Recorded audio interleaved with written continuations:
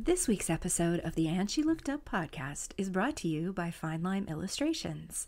If you love quirky, colorful art transformed into fun, handmade stationery items, pretty much guaranteed to brighten somebody's day, that's just what you'll find in my new online shop at finelimeillustrations.com. That's fine as in I'm fine, lime as in the fruit, illustrations.com.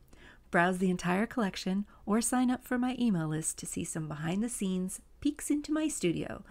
You'll also get first notice of new product launches and subscriber-only sales. And as an added little bonus, you'll also receive a free coloring sheet to help you relax and de-stress from your day. And now, on with the show.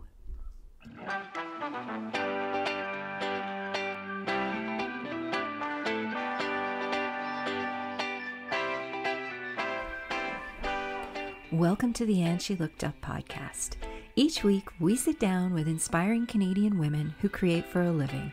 We talk about their creative journeys and their best business tips, as well as the creative and business mindset issues all creative entrepreneurs struggle with. I'm your host, Melissa Hartfield, and after leaving a 20-year career in corporate retail, I've been happily self-employed for 12 years.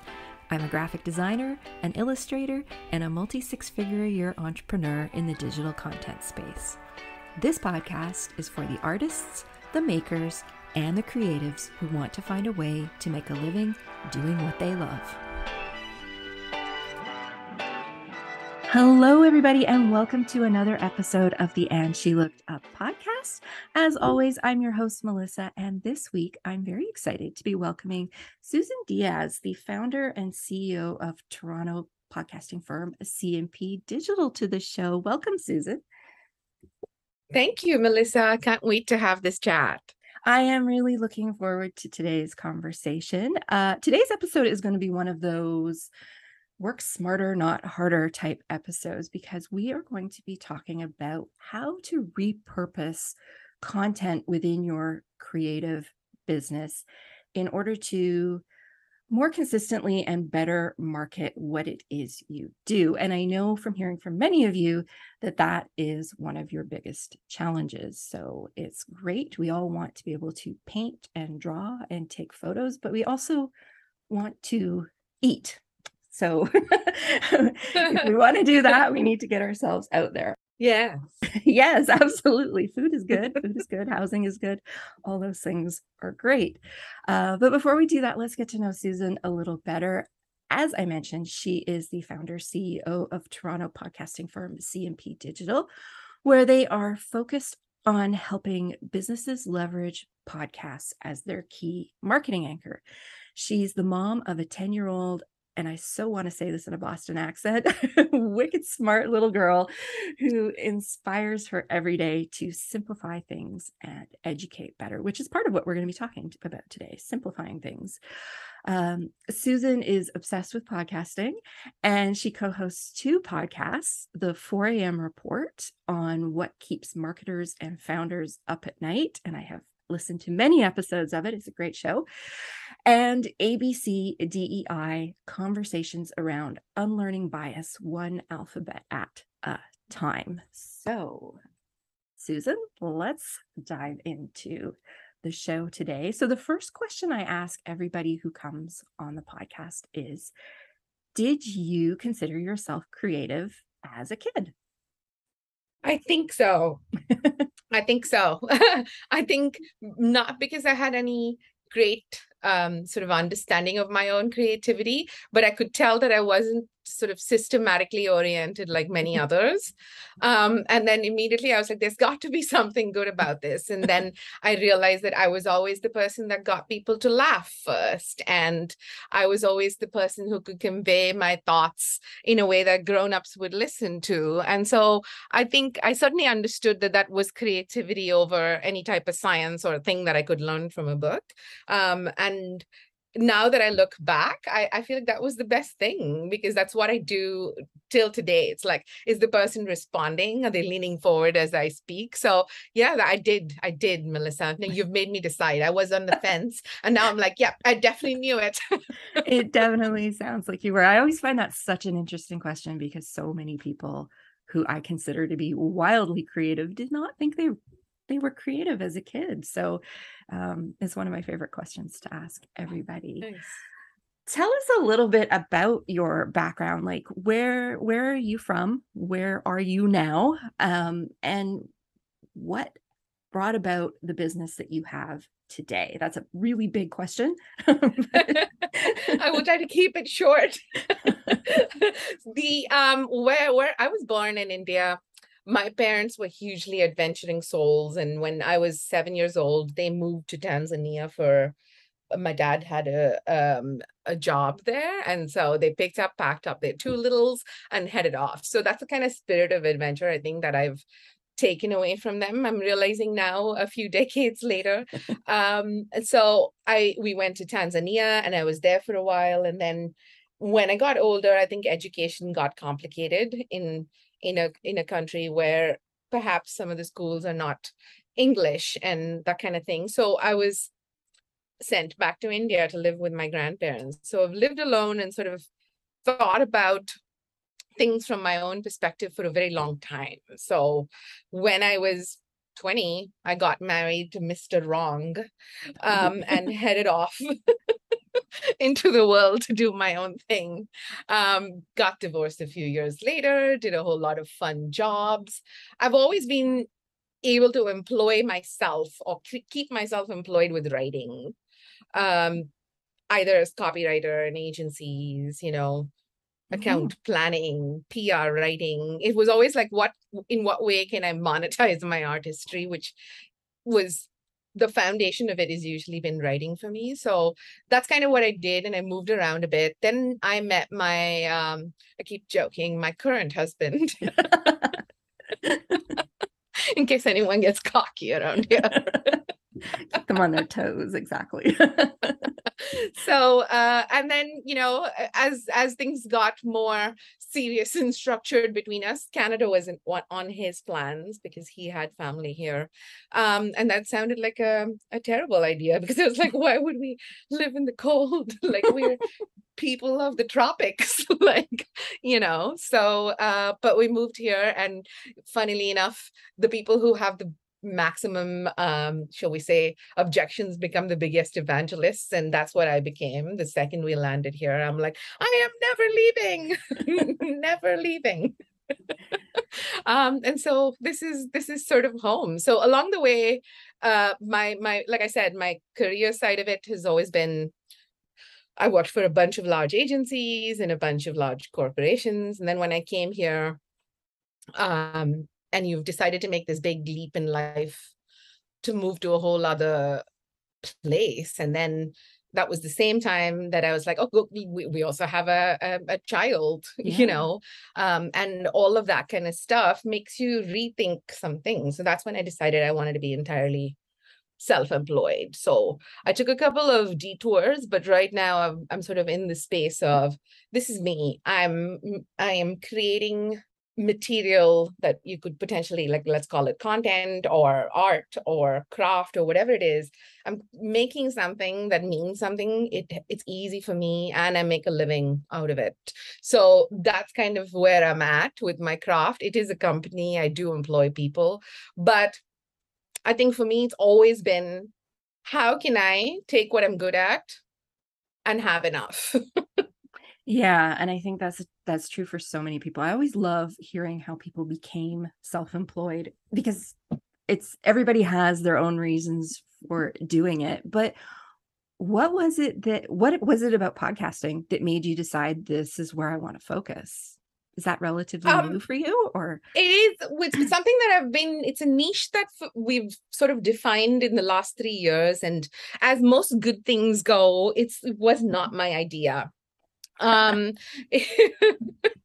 so it was like a number of things. One of it was my partner in the business, Will Lamont. He had said a few years ago, we need to start a podcast because like writing is doing its thing, sure, but I think we need a wider audience. We need a stronger perspective, and I think that's podcasting for us. And we should do this podcast. And I obviously came at him with all of the reasons why. I was like, oh, I hate my voice and it's so complicated. We have so much to do already. And so, but eventually when he made the case, I was like, this is it. This is it. He's right. He's 100% right. And so we started down that path. And then we were lucky enough to have a couple of clients that do work with us on other content material like writing, like I said, ask if we would do podcasts. And I was like, well, we do now. Allow me to lay out how that might go. So that's kind of how it started. And then even in the moments when I was sort of feeling impostery and not really comfortable with it, and then in the early days, you see people like 50 people listen to this episode. And as a marketer, I'm like, well, that's a lot of work for 50 humans. Like maybe emails would do this like 10 times better. So that kind of stuff, that's when you start to like break it down and say that 50 is not what you need to be looking at. It's the fact that that conversation sort of lives in the interwebs forever, and you can pull other material from it, and that guest is going to reference it in many places, and they will then send you a referral, and just all this good juju that can come out of like one chat, right? So when we started to understand that, I think we firmly put a stake in it. Like meanwhile, business advisors and so forth were saying you have to niche down and you have to be clearly, about something. And so this seemed like where we wanted to land when you Venn diagram that with what the market needed, right? So, and that's when people reminded me, including my aunt, God bless her, she's awesome. She said to me, remember you were like a radio jockey and that's how you made money through college? I was like, yeah. I mean, how do you forget that? Like, how do you forget that? Like, I mean, it's funny when you get into, like, this is where we're going to be, wrapping some stuff about creativity versus monetization as we chat some more. But like back then, for me, this was just like, it was another job. And then now when I'm coming here to this, it doesn't feel like they have a connection, but they have such a deep connection, right? I mean, I obviously know how to address audiences. I can show up in the audio medium. And as a 40-something, being able to converse in the digital world has always been like something I took for granted, but it's not. It's so funny. I just had a conversation with another guest. The episode it'll have aired by the time this one goes up, but we were having the exact same conversation about how everything that's happened in the past has connected them to where they are today, but it took them forever to see the connection. Like, it's just funny how we not dismiss, but those things that we did when we were, 19, 20, 25, even 30, and it doesn't necessarily click that it's directly connected to what we're doing today. So you were a DJ. Like, yes. And I would even like go and play music at parties for a fee just to make extra money. So I was like, now I'm thinking to myself, I'm like, dude, how did I not see that like way before 3 years ago? So funny. And oh, that's great. That's a great story. But I want to point out a thing there. Number one, I think that openness to being able to see it, right? I think that's very important. And then the second part of it is just surrounding yourself with the people who will remind you how awesome you are. Yes, that is a big key. It's the people that are surrounding you. And I know we're going to get into this now, I guess. For a lot of creatives, actually, before I even get into that, one of the things that was really interesting in what you just said is how you realized that this podcast you had created had all these different touch points where people, like, it's going to live on. And that is basically the heart of repurposing content right there. That's it. Yes. That's it right there. And it sounds too simple when we say that, and we will break it down. And I promise to leave listeners with some like actionables, but that's the philosophy you're buying into, that one piece of whatever you've created, and I call it an anchor, that one anchor piece, whichever format you create it in, has value. And then consistently making sure that you bring a bigger and bigger audience to it is what content marketing is. Yes. And for those of you who don't know Susan, her and I have been connected on LinkedIn for a long time. You repurpose that podcast on LinkedIn all the time. All the time. All the time. Literally, I'll tell you my formula. For a whole week, we will push it in different formats. And then it'll come up once a week for the next 52 weeks. That's right. And you record the video, so you can also show it as a video for people who prefer video over audio. And there's just so much you can do with it. And that's just one piece of content. And that's what we're going to get into today, because I think for a lot of us working creatives, particularly those of us who are not in the digital space. So if you are somebody who's sitting there going, I'm not a digital creator, I'm not a blogger, I'm not a YouTuber, I'm not a TikToker, hang on, because we're going to get to that. But I think for a lot of us, one of the things we really struggle with is showing up regularly on different platforms, social media, but not always social media, showing up consistently. And one of the biggest headaches we have is figuring out, like, what do I put out there? Like, I don't know. I paint pictures. I take photographs. I'm a songwriter. Like, I don't know how to show up regularly. I just want to make the thing. And that's the big focus for them. But as I alluded to earlier, I would love to just sit and draw all day long. But unfortunately, that alone does not pay my bills. And so in order for us to make the money to allow us to do the things we want to do, we have to market our businesses. We have to be visible. And that requires showing up. And showing up requires having something to show up with. And so that's what we're going to be talking about today. And so let's talk about content first. Like, what is content, particularly if you're not in the digital sphere? That's such a good question. And I was trying to break it down, like, you said up top about my daughter and how, like, she keeps simplifying the way I talk about things, I've said. And the reason I think it gets simple for me is the question why. It's like, so what is content? It's essentially just a little bit of a showcase into what it might be like to either work with you or interact with you or to be hired by you or, any one of those things. Theoretically, content is anything. It's anything that lives on the internet. It's like words, pictures, videos, audio, NFTs, trademarks and licenses. All of that is content of some sort. But for the purposes of content marketing, I think I narrow it down to like 4 things that the interwebs can recognize. The first is written. It's by far the strongest, right? I mean, it's the way that, like, Google recognizes material, or any search engine recognizes material as words. So written is potentially A, the most used, and B, the most easily recognized. Then comes visual, and sometimes people will argue with me about whether visual and video are in the same category, and I will firmly argue not. So the third is video. Why do you argue not? Because they are recognized, like, think Instagram, for example. Like in its early days, although it's been making dodgy moves over the last little while by going off into TikTok territory and failing and coming back.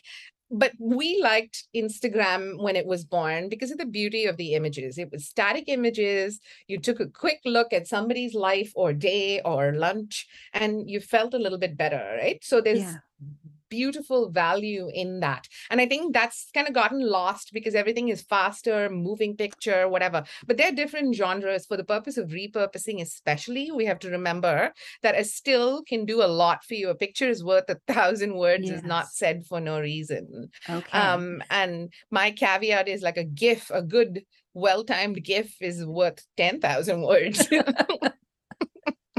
Yes. So that's the second. And the third, let's move into video. I think that's the third sort of format, which is, think YouTube and the creators who've just sort of consistently done that. Like, I stopped having cable TV about 10 years ago, and I've always gone back to YouTube. I actually pay for a premium membership so that we can just remove the hours of my life I'm watching ads that I'm forced to watch.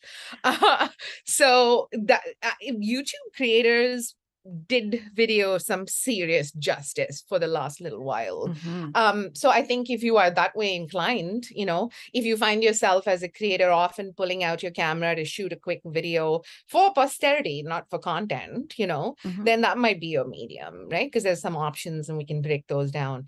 And the last one is audio. It's lost, because it's only now found its role.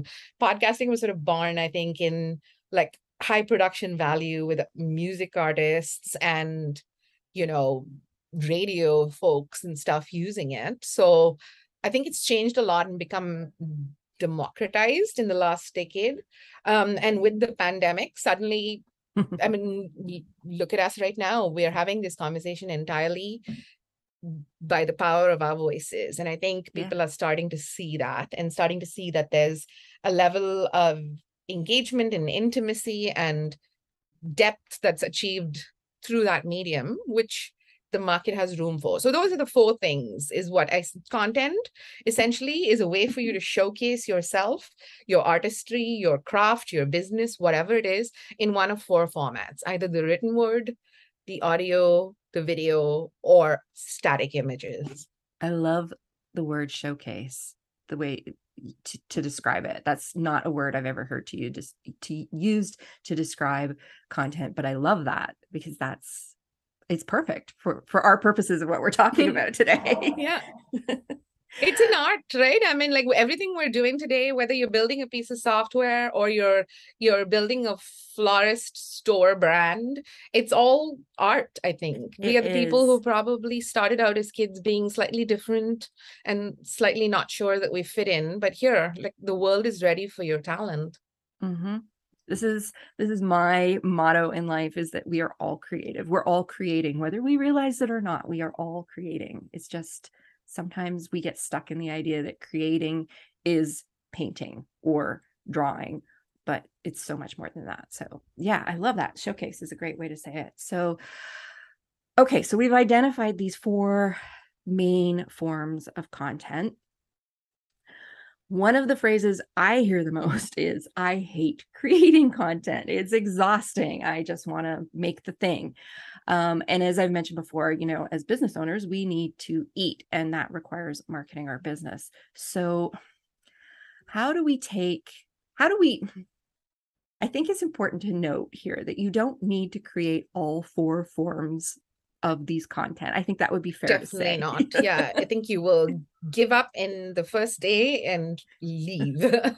So you have to find your affinity for sure. So if you had to get started, I would say even before you start to pick the format, you have to first sit down and have a little bit of a key messaging or a strategic exercise for yourself. And I usually advise, like, it can't be more than 3 pillars. Like, if you ask yourself this question, like, what do I stand for? And, hopefully you'll get to a place where you know what those 3 things are. Like, so for example, to go back to like the flowers or the drawing, it's like, I want to bring some joy in the world, and I want to, teach people the value of tactile. I don't know, maybe you have some sort of values associated with it, and you need to start to think about them beyond just a one, like, oh, I did this in a workshop and that's the end of it, right? This is the time to, I think,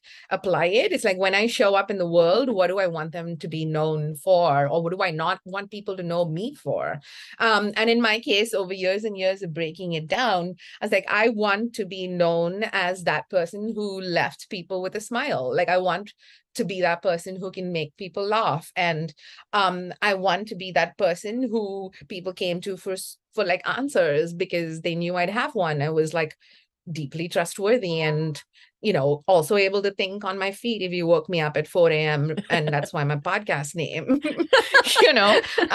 So that kind of stuff, like, you have to start like getting real about like, how does that translate? So when I take that down into how that applies to the way I show up, it's like, I've written a whole book about how not to be boring, about like making your content lighter. And, the process of writing that book came from so many of these podcast conversations that I've had. And we would ask, what keeps you up at night? And, people would tell us like scary things, witty things, funny things, serious things. And then when you've had about 100 odd conversations like that, you start to see these things. So um, I start to see now, looking back, that there's a pattern to it. So those are the things that I want to stand for. I want to stand for some levity, lightness, and life's got to be about more than like a hamster wheel. So that's a core value for me. And then that simplification and that efficiency and being like, let's just get this done and move on to the fun part. Let's get to the good part kind of thing. That's another part. So I often say to people who work with us as a firm that if you're not ready for like a whole lot of laughter, and if you're going to think that back and forth email is your love language, then we're probably not your people. I think this is such a good point, though, because I think so many of us start out doing what we're doing because we love to fill in the blank, paint, write, draw, create songs, all of those things. And we do it for ourselves. And then we decide we want to do it for a living. And we still are stuck in the mindset I'm doing this because it makes me happy, which is great. That's really important. But at the same time, in order for other people to know about you and to get excited about what you do and want to buy from you, or license your song, or whatever the thing is, you have to get yourself out there. And in order to do that, you do have to start thinking about what it is that you want to bring into the world. Like, what is it what are your pillars? And I think that is something that very often when we're creatives, we don't think about in those early days. It's not something we really think about until, well, frankly, until somebody tells us we should think about it. so Yeah, so and this is where it's worth like investing in people, because like it's not every creative answer. I mean, every answer I had is like moving from my couch writing, $100 an article to where I am today wasn't by the power of my own steam. Like you have to find the people who can help you. So along the way, I've had a few coaches, I've gone to masterminds, I've been in programs, like, so you do have to like allow other people to help you. And I think in this world of being like, sometimes it's easy to be like, oh, I can't afford any of that stuff. But I think there's possibilities. In the early days, I would barter out for things, even though people actively tell you not to do that. And then later on, I would like offer extra value into things so that someone could get started working with me, or vice versa, or whatever. So you've got to believe in that abundance idea. I think like what you've got as a talent, like Melissa, your ability to draw is just a beautiful thing. And then along the way, there are a lot of people who want to help you do that. And I think you do have to, and you personally can keep doing that no matter what, is my bet.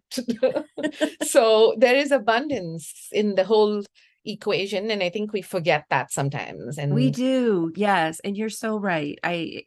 That's a huge mindset, that you have to come to this from a place of abundance. And I think often, particularly creatives, we get so fearful that people are going to steal our stuff, or oh yeah. And honestly, that's just a very tiny percentage of what goes on out there. The vast majority of what helps us grow is coming from this place of abundance, and allowing other people who are coming from a place of abundance help you, like you just said. So I think, though, once you do sit down and have that conversation with yourself about what is it that I'm bringing to the world, what is it that I stand for, what am I about, that once you have that figured out, and it can evolve, right? It doesn't have to be static for the rest of your life. It is never static. Like No. I'm sure every time, if you look back over just even 1 year, Yes, it's always interesting to see how much you've grown and what's changed, or what you believe to be true, which you're like, I can let that go right now. yes, don't be afraid to let things go. But once you have that figured out, like, that makes it so much easier to figure out what kind of content to create, or what you want to put out into the world. Wouldn't that be a fair thing to say? I think. Yes, I think so. I think once you have these three pillars, like I mean, in my case, it's the humor, it's that super efficiency and simplification and whatever. And then the third pillar is like equity. And that's where my second podcast comes into it. And I've realized a long life, like I turned vegetarian when I was 7 years old because I saw things that I didn't want. And clearly I had strong opinions about things enough to change my way of eating that young in a household that was not vegetarian, right? So from there came my little activist brain, and I've always had that sort of like, hey, you don't get to treat someone that way if I see injustice. And so along the way into the pandemic, and the death of George Floyd, and there was so many things that were happening from like being marketers during that time with having to advise people on crisis communications and what do I say on my podcast and how do I recognize, I mean, how do I, like, I'm a white woman, I don't know why would anyone listen to my thoughts. And then you start to give people that perspective about, well, you're an ally, and without you, this is just a whole bunch of Black folks and brown folks and Indigenous folks fighting a battle that we'll never win. And so I started to realize that being able to bring that out, like bring that kind of realization to people, like just gave me a whole lot of peace and a whole lot of joy. And it made me rethink, like along life, I'd be like, oh my God, there's going to be another person asking me for my chicken tikka masala recipe just because I'm a visible minority. And I don't even eat freaking chicken. I'm vegetarian, as we established. So taking that sort of like shitty energy and changing it to here's how I can advise based on both my personal thoughts, my lived experience, and my professional training in marketing and comms. So that became my third pillar, that equity thing.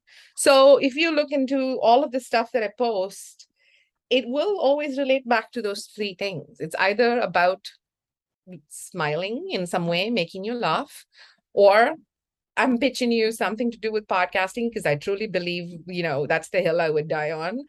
And then a third part is I will do the best I can to bring my time to educating people around how much room there is for equity right now. So as somebody who likes to bring humor into things, and as somebody who it's really important to you to have a voice to be able to bring issues to the forefront, podcasting or audio, and to an extent video, are kind of your natural fit based on what your pillars are and what you bring to the table. I think it would be harder to communicate your humor in a photograph.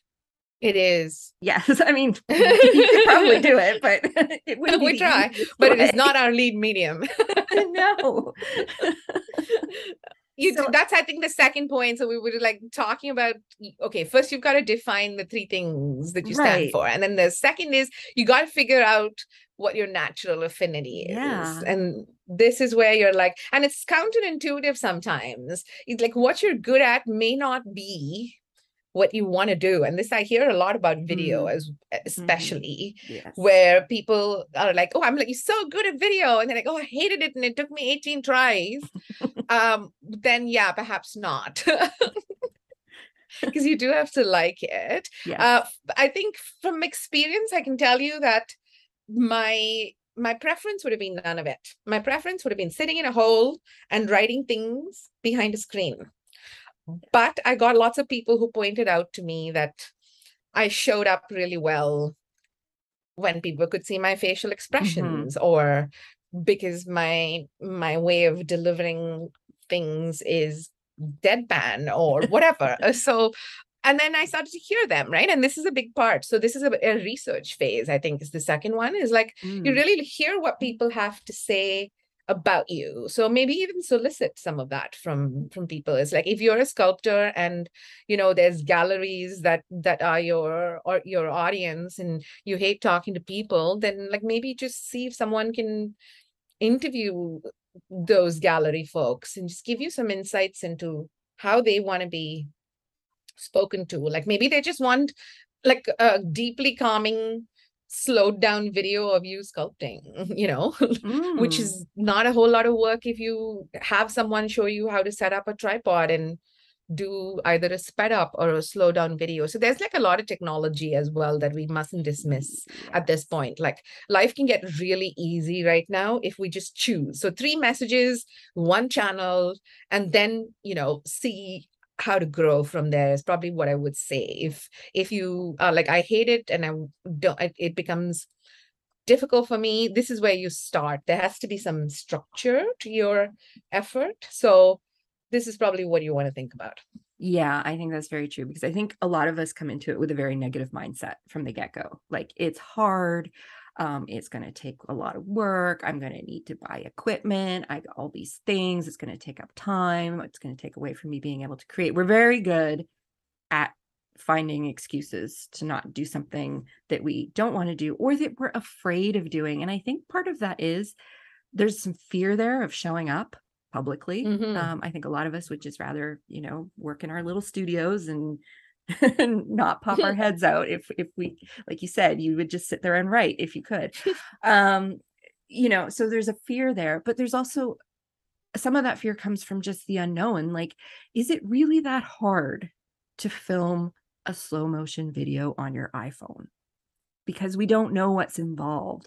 And so you mentioned a research phase there, which I think is very key, is figuring out like what content would be the best fit for me, but also what's actually involved in creating that content. Is it as hard Correct. as I think it is?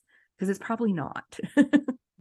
It's probably not. And just when you mentioned phones right there, it's and the pandemic especially, right? I mean, it maybe before that there was some sort of like, oh, nothing below this quality. But over the pandemic, you've seen people in their, like tank tops and Mm-hmm. caps in the background and shooting from their phones. Like, look at the big shows. Like, all of the major networks delivered their shows through phones and stuff. So I think Yes. maybe that's our first stop is like, what can I create using my phone and my current like computer or tablet or whatever we're using, and then that stuff already has a whole lot of firepower. And most of my podcasting is just done from I used to have all of the things. I used to have the mic and the headphones and the studio, and then along the way I'm like, nobody cares. I don't care for sure.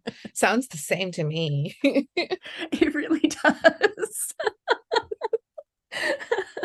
I'm in a podcasting group on Facebook for Buzzsprout, which is what I used to host my podcast. And I just see people nitpicking over the audio details every day. And it's like, oh my goodness, really? Like people put this much work into the audio, and does it actually sound that different? I don't hear it, but I'm gonna be wicked and say it's a bro thing. you would not be far wrong, I don't think. Oh, But and you know what? For some people, that's cool. They're really into it's the cool. tech behind it, and they like all the levers and the buttons and everything. So go And for they it. hear it maybe. Like my Yeah. husband hears things in music that I was like, I don't hear it.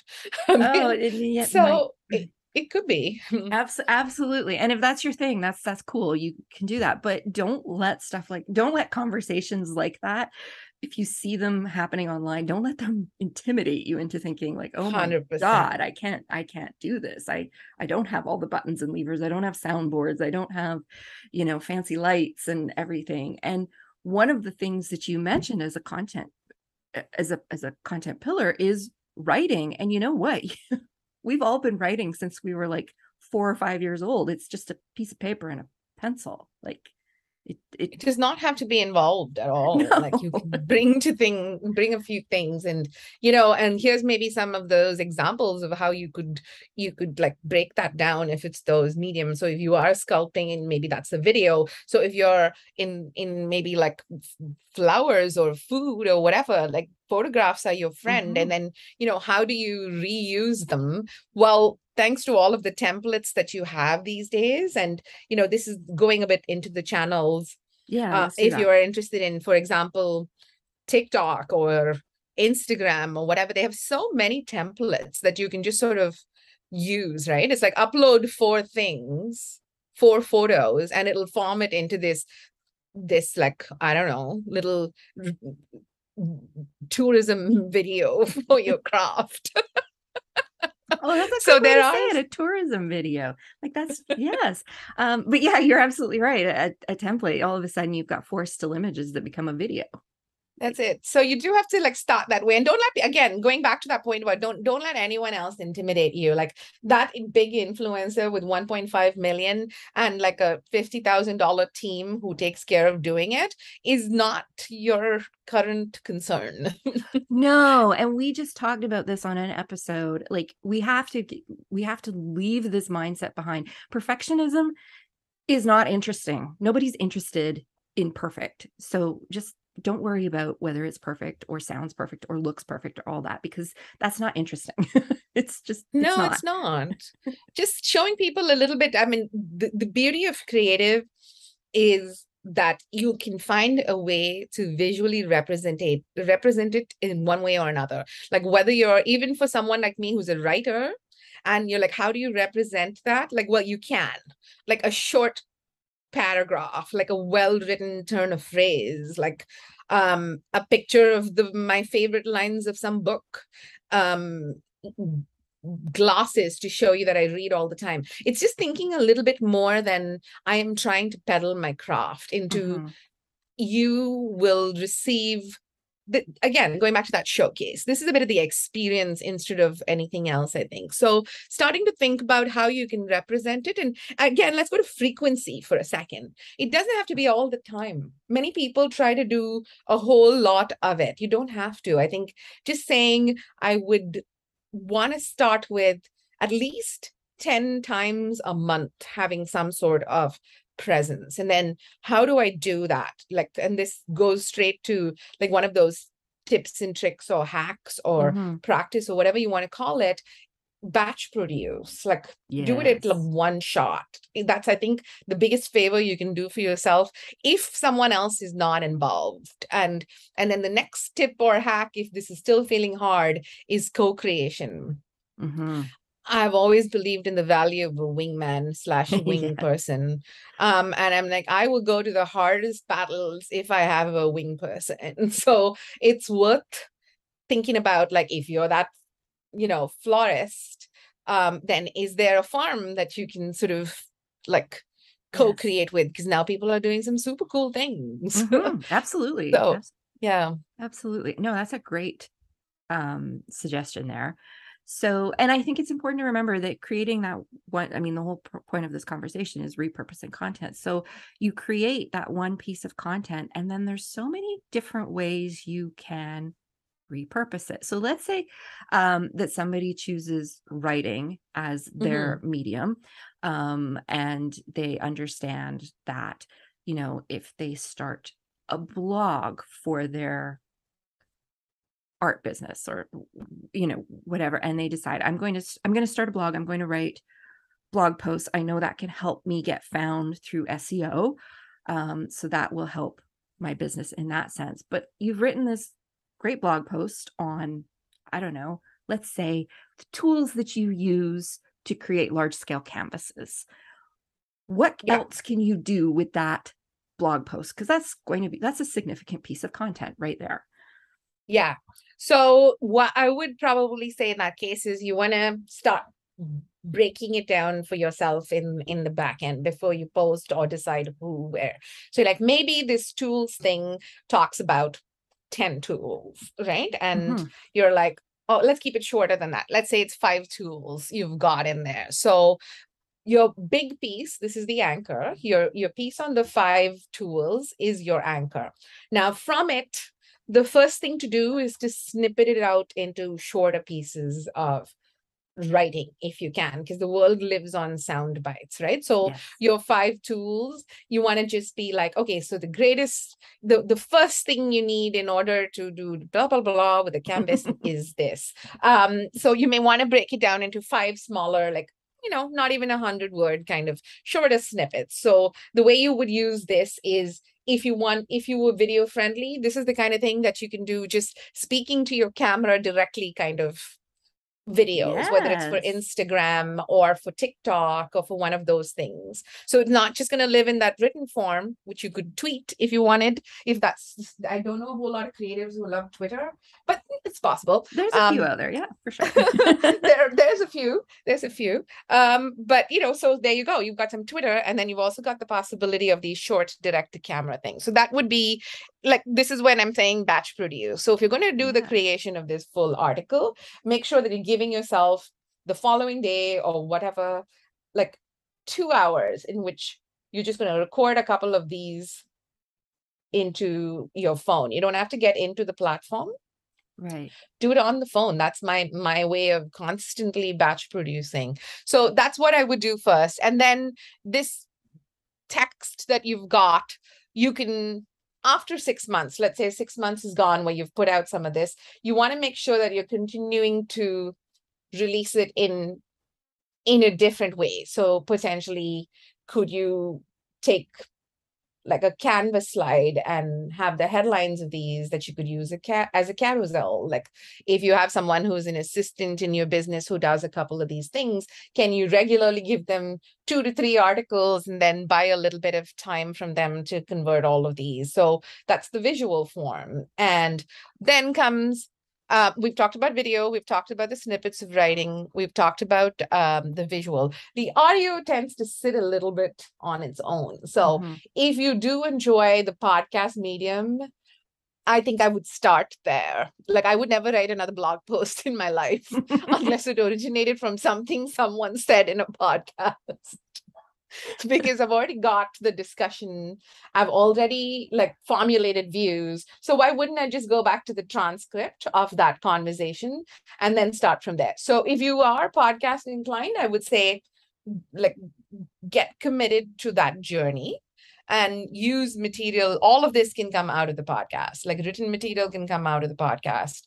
Images can come out of the podcast by the way of guest images or your podcast cover image, or even just like stock imagery. And if it's for a person who has got a craft, I think there's a certain interestingness to a visual. Like, for example, during the pandemic, there was this chef, and when all the restaurants had shut down, he started a podcast. Was it David Chang? Yes, it was David Chang. David Chang of Momofuku. He started a podcast, and we're like, who would listen to a chef's podcast? Because that's so visual and being able to see what he's doing. But he made it work because he started to focus on, when you can't do this in your business, what do you do instead? And he was specifically talking to chefs, and there was some food involved. So it's just a matter of figuring out how best, like, again, how you want to show up in the world, right? And just take it entirely out of the idea of marketing and just act like you're a shop window. What do you want people to see so they come in? Yeah, that's great. I love that. What do you want people to see so they'll come in? That's yes. You've said so many things today that have completely reframed things in my head. This is light bulb moments today.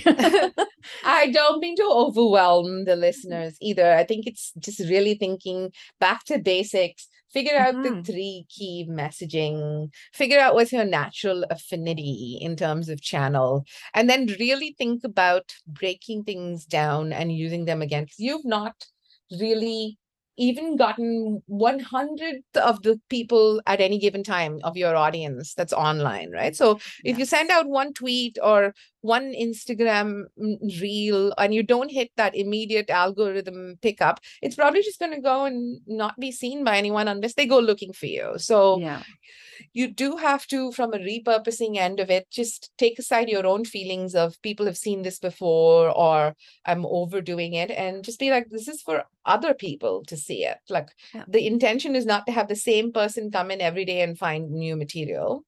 It's to have more people find you, and for those who are already in the party to not feel like you've forgotten them.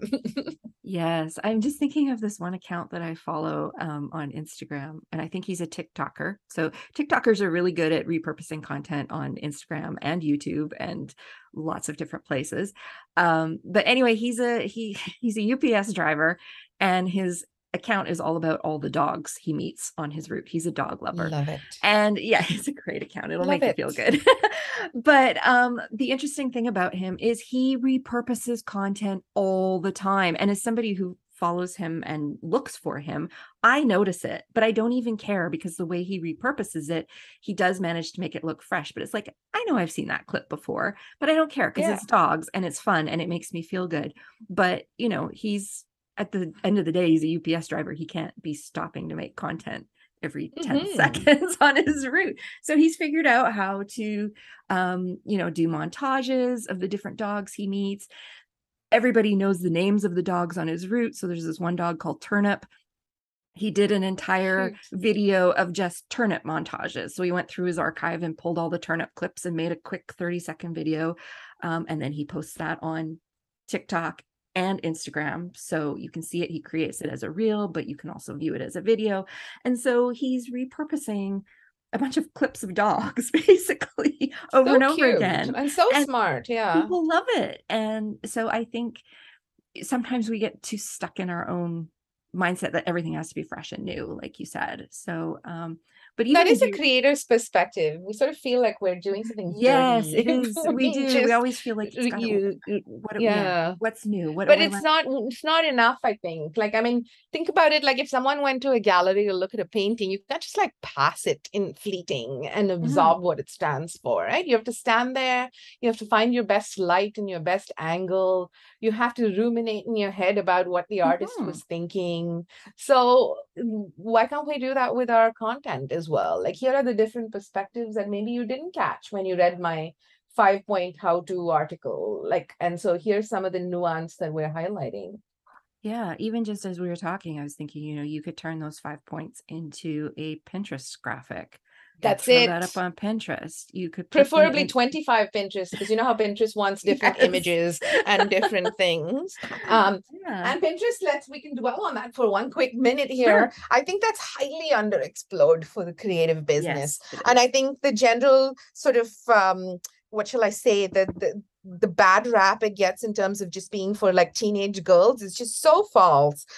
So many of my like friends and business colleagues and stuff, we're always on there looking at the life we'd like to have, whether it's Yeah. organizational porn, as I call it, or like what my next vacation needs to look like, or how to make sure my desk doesn't look like terrible but still does what I need. Well, you know, just let's Yeah. not dismiss Pinterest because there's so much value. And I think creative people just automatically know how. That's another example for static images. I think it does it Mhm. really well. Yeah. And for those businesses who've had some sort of traction off of Facebook, and if you're having that sort of integrity crisis that many people are right now, where like you want to leave Facebook, but where do I go instead?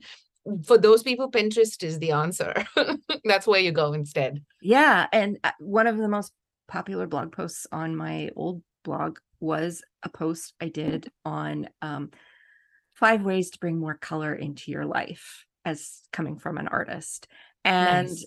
that blew up on Pinterest. It did really well because, you know, and it's just me as an artist who loves color saying like, here's how you can, you know, and that's all it was. It was just a graphic of like 5 ways. Like you get Canva if you don't already have Yeah, it. It is full of Pinterest templates, YouTube thumbnail templates. exactly. You know, you don't even have to, you don't have to have strong design skills to create something that looks great. And you can easily hire that out as well if you're at a point in your business where you can do that. But Well, you're able to do that. That's yeah, right. you can also include snippets of this in your newsletter. Like, So true. I don't This is know. the way it goes. I don't know how all of you out there listening, but I know that my biggest sales of my work come through my newsletter list. So I'm always looking for content to put in my newsletter. And so that's another great way that you could do that. Take some of those snippets and turn them into a newsletter. Um, yeah, so there's so many different things that we can do here. And it's just a matter, like you said, of sitting there and giving it some thought, letting ourselves sit with it, coming up with those pillars that we want to be known for or that are important to us, and then determining, I guess, our best, the medium we feel we could do the most with, and then actually getting that content out there and breaking it down into smaller chunks. So That's right. yeah. Yeah. And you got to enjoy it, I think. You got to have Yes. fun. One little sort of like another hack, and it's blowing my mind that I hadn't thought about it until like the last little while. And we've always known, I think, as creatives or as any kind of like communicator, really, the value of curating and creating Yeah. communities, right? Like Mhm. you're not only going to work with your own material, you're also sharing other people's stuff. So that's been something that obviously you could do that on Twitter, you could do that on any other platform, but I think people have forgotten that it's possible on TikTok, and that's what you call a duet. So you go on to a duet and you're like the person that you're whose video you're duetting is either you pick a format, like you want it side by side, you want it top and bottom, whatever, and then you're just making reactions or endorsements or Is that what they're you know called? Okay, I've that's seen what they those. I didn't know call that's what they were called. that's Okay. called a duet. And so to me, I'm like, oh, the mind blown. I forgot all about how this is possible. And just for context, the world's largest TikToker who's got some ridiculous number of million followers is this dude called Kabi Lam. And he makes exclusively duets. His Interesting. only job is to curate. I just came across him last week. Yeah, he's got like 4.5 million followers or some crazy number. And so that's the only type of content he makes. So Mm-hmm. interesting. So yeah, it doesn't have to be as complicated as we make it. And I think even if you're not a tick, if you don't view yourself as becoming a TikToker and it's not a platform you want to do, it is a platform worth watching because there's some people coming up with really creative ideas on there, and you might be able to get some ideas of things that you could create through that. So Yeah, I think it's very creative friendly, and I think it helps you get over the video fear without being high stakes. yeah. So that's certainly worthwhile. But that said, if you're like, oh my God, I want to have a heart attack right now from thinking about TikTok, that doesn't mean all is lost. I mean, like you said, whether it's email or blog posts or, breaking them down into smaller little pieces in some other way, that Mhm. has so much value. It's never going to go away. Like that's always going to be the lead medium is words. So if you're that way inclined, take heart. Yeah. Before we wrap this up, I do just want to ask you one more question, and that is sort of around social media, because I know people struggle with social media. We all have a lot of feelings about it. um, and some days we love it, and other days it just it's stressful, and we all feel like we're fighting with algorithms that we cannot penetrate, and it can be a lot. So how do we figure out a way, like, do we have to go with the algorithm? Like, can we just show up on social media on our own terms? Like, is that still something that works? I think so. God, I hope so, because that's what Yes. I keep doing. Was a leading I question. I think you can. I think it depends on what you choose to see. Now, if you are going to need to see a whole lot of feedback to your thinking by the way of like engagements and that Mhm. sort of thing, you might not get it. So there's days and days when LinkedIn is potentially my primary medium. And then more recently, I've been having fun with TikTok. Mhm. So like there are days on TikTok, on LinkedIn where I'm like, not even one person will engage with it. Now, there are humans who take the trouble to be part of pods and, some even with some integrity in it. And there's like lots of folks who text their friends and ask for all the likes because, LinkedIn really looks at what happens in the first hour. I'll get Mhm. messages from people asking me to like their post. I just couldn't care less. I'm just like, this is going to go out because I've committed to the discipline of posting once a day because my audience is on there. So that's what I do. And then the way I know it's working is not because those vanity metrics are saying anything specific that helps me. It's because somebody else the next contract that I get will come along and be like, oh yeah, I follow all your posts on LinkedIn. Or Mhm. like, I see you there all the time and I've told my boss about you. And I'm like, okay, see, that's what the vanity metrics doesn't show, right? Yes, yes. Yeah, Mm. you just hit it right on the head there. It's not about vanity metrics. We all want to feel like people engage with our stuff because it makes us feel good, right? But Right. But that's instant serotonin, and it's not the stuff that's going to pay the exactly. bills. And if we're Yeah. talking about the bigger picture of repurposing that content, It's okay if it doesn't get engagement the first time you put it out there, because you're going to be putting it out in other places for the next year. Like it's not just that one time. So I think that's part of the whole repurposing mindset there, is just to remember you're not creating this piece of content as a one-shot deal. It's something that's going to have life for a long time, and you're going to give it different places where it can be seen. So that, I guess, in a nutshell, is really what you're thinking about when you're thinking of getting into this mindset of repurposing content. It is a different mindset, I think, for a lot of people. It is. Yeah. It is. And it helps to see it as like mixed media art, I like to say. It's like, Yes, there think we about it go. as you don't use anything from scratch. Like that's your only challenge. Don't Yes, use materials from scratch. Like use something that you already have. Cut, paste, bring it together, bring another co-creator artist, whatever needs to happen. absolutely. Yes, I love that too. Okay. Before we wrap up, is there anything else you want to let people know when it comes to this kind of work? Any other tips or anything, or have we covered it? I think we've covered a lot of it, but I think, start with some discipline. I think artists in general hate that, creatives of all types. But I think for the hard tasks, it's important to put a little bit of discipline to it. Like treat it the way many of us would, like working out or making time to make sure that you have the right food on hand or whatever. I think just putting aside a bit of time and saying, I would like to do this once a week for an hour as best I can. I'm going to go get myself a framework from someone on how to do that, whatever that might be. And then I'll just, get going. And maybe the first 5 times it won't go perfectly, but eventually you'll hit a stride. And then it'll feel easier and easier. And like right now, I'm at a place after 3 years of doing this with some regularity where I'm like, dude, this is the easiest. This way I don't have to do anything else. So I'll make sure that the podcasting is done or the video is done or whatever it is that my goal for the week is, right? So yeah, discipline. Awesome. Thank you so much, Susan. This has been great. You have managed to distill this in a way that I think is going to resonate with a lot of different types of creatives. So this has been really helpful. Before we wrap up, where can people find you online? I know you're very active on LinkedIn, but is there anywhere else that we can find you? LinkedIn's usually a great place. I am recently on TikTok a bit more, and I'm spreading my wings in terms of how brave I am. So I am at that podcast gal on TikTok. But other than that, I think LinkedIn is usually where you'll find a whole lot of education on content marketing of different types. And recently I've gotten braver and say naughty things on there too. So come say hello. You also offer a podcasting for business program for those who might be interested. If it is something that you are thinking about in your business, there are a lot of creatives and artists out there who have podcasts. It can be a very powerful marketing tool.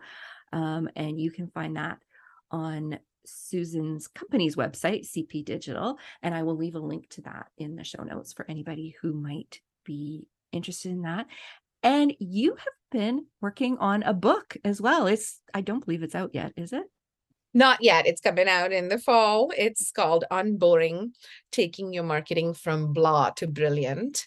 And it's a lot to do with the idea of entertaining and not just informing.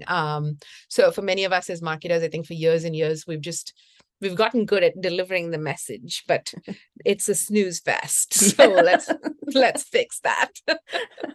I'm looking forward to that. I will definitely be checking that when that comes out. So please do let us know when it's available to purchase. And yes, thank you again so much for being here. This has been fantastic. And I hope that everybody listening out there has gotten some things that they can take away and implement. I definitely have. And this is something that I love to do anyway. I'm a big repurposing content nut, but you've definitely given me some light bulb moments today. So thank you very much. Thank you. I love it. Thank you for having me. No problem.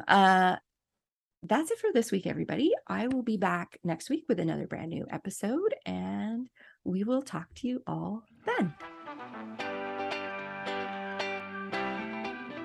Thank you so much for joining us for the And She Looked Up Creative Hour. If you're looking for links or resources mentioned in this episode, you can find detailed show notes on our website at andshелookedup.com. While you're there, be sure to sign up for our newsletter for more business tips, profiles of inspiring Canadian creative women, and so much more. If you enjoyed this episode, please be sure to subscribe to the show via your podcast app of choice so you never miss an episode. We always love to hear from you, so we'd love it if you'd leave us a review through iTunes or Apple Podcasts.